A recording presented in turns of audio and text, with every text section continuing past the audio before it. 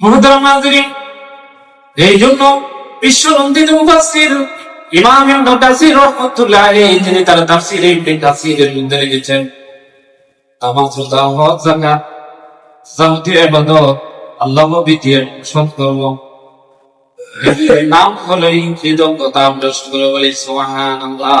অর্থাৎ এই কাজগুলি আমার কর্মের মাধ্যমে আমি যখন করতে পারবো তাহলে সেগুলি হচ্ছে কি কৃতজ্ঞতা। মুহতারাম হাজিরিন, সুতরাং সাহাবায়ে কেরাম প্রশ্ন করলেন নবীকে যে তিনটি কাজ যারা করবেন।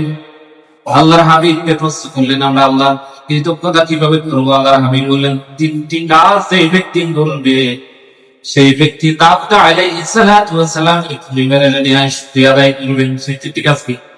স্বাভাবিক ও রাগান্বিত অবস্থায়, সর্ব অবস্থায়, যে তোমরা দেহপতি অবস্থায় থাকো, ন্যায় হিসাব করবে। কি করবে? ইনসাফ করবে। কি করবে? ইনসাফ করবে। কারোর প্রতি জুলুম করবে। কারোর প্রতি কি? জুলুম করবে। এটা হলো আমাদের ইসলামের শিক্ষা। অন্যান্য ধর্মে এই জাতীয় শিক্ষা নাই বলে মানুষ কি করে? অন্যদের উপর কি করে? জুলুম করে, অত্যাচার করে, আরেকজনের ন্যায্য অধিকার খর্ব করে, ধর্মীয় স্বাধীনতাকে উলঙ্ঘিত করে, অন্যায়ভাবে মানুষ খুন করে, হত্যা করে এবং ধর্মীয় কাজগুলিকে যথাযথভাবে আদায় করতে দেয় না। এটাই বুঝা যায় যে অন্য ধর্মতে ভেজাল, ইসলাম ধর্মতে সঠিক। তার অন্যতম অনেকগুলি প্রমাণের মধ্যে এটাই একটা প্রমাণ, সকলের প্রতি ইনসাফ। এমনকি শুধু মানুষ না, অন্যায় ভাবে একটা পিপিলিকাকে কেউ যদি হত্যা করে, সেটা হলো আল্লাহর কাছে কি উত্তম থাকে, জবাব দিত। এই শিক্ষা যদি অন্য ধর্মে থাকতো তাহলে মানুষ কিভাবে জবাই করে দেন? সাপের মতো পিটিয়ে রাস্তার মধ্যে মানুষ মেরে দেয়, আগুন দিয়ে মানুষ পড়াই ফেলে জীবন্ত মানুষকে। এটা তো মানুষ না, এটা তো মানুষ মানল, এটা পশুর চেয়ে নিকৃষ্ট। এবং সৃষ্টির জীবের মধ্যে আকাশের কিছু জমিনের উপরে তাদের মধ্যে নরদম মানুষ আর কেউ হতে পারে।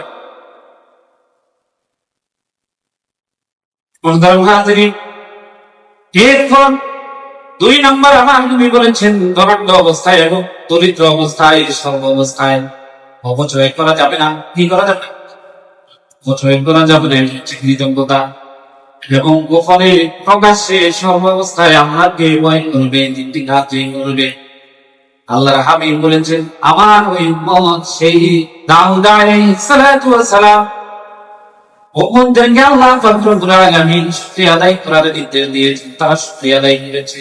আমার উম্মতের ভিতরে যে প্রবৃত্তি তিনটি কাজ যথাযথভাবে করবে, আমি নবী তাকে স্বীকৃতি দিচ্ছি। ইমাম কুরতুবী তার তাফসীরে হাদিসটি নিয়ে এসেছেন যে আল্লাহ পাক রব্বুল আলামিন ওই বান্দাকে আল্লাহ কৃতজ্ঞ বান্দা হিসেবে এবং দাউদ আলাইহিস সালাতু ওয়াস সালামের আওলাদ যারা তারা যেভাবে কৃতজ্ঞতা আদায় করেছেন, তাদের মতো কৃতজ্ঞ বান্দা হিসেবে আল্লাহ পাক রব্বুল আলামিন তাদেরকে কবুল করবেন। সুবহানাল্লাহ। সুতরাং আমাদেরকে অবশ্যই শুকরিয়া আদায় করতে হবে। এই ব্যাপারে অনুরোধ, যেখানে যেভাবে শুকরিয়া আদায় করা দরকার সেখানে কৃপণতা করা, তখন ক্ষেত্র বিশেষে কৃপণতা করাও যাবে না, অপচয় করা যাবে না। বলে কৃপণতাও করা যাবে না, অপচয় করা যাবে না, কৃপণতা করাও, কৃপণও হওয়া যাবে না। অনেক সময় আল্লাহ নির্দেশ করে শব্দ দিয়েছে গভীর, যে ভাবতে অবাক লাগে, ভাবতে অবাক লাগে। যে আপনার অনেক সময় যে বোঝার জন্য ছাত্রদেরকে একটা এক ব্যক্তি খানা খাইয়ে বসছে, ক্ষুধার্ত বিয়া, সেই খাবারে সেই প্লেট থেকে একটা খাবার নিয়ে গেল, খাবার দিয়ে এখন ওই ব্যক্তিতে এত কি যে শেষ পর্যন্ত লাঠি নিয়ে তাড়া করতে লাগে, কি করতে লাগলো?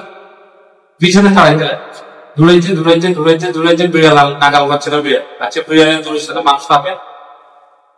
এখন বিড়ালও দেখলো যে কি এই লোকটা কি 1 গজ 2 গজ নয়, 500 গজ নয়, 1 মাইল পর্যন্ত আমার তাড়া করতেছে, এটা তো জবাবদামূলক।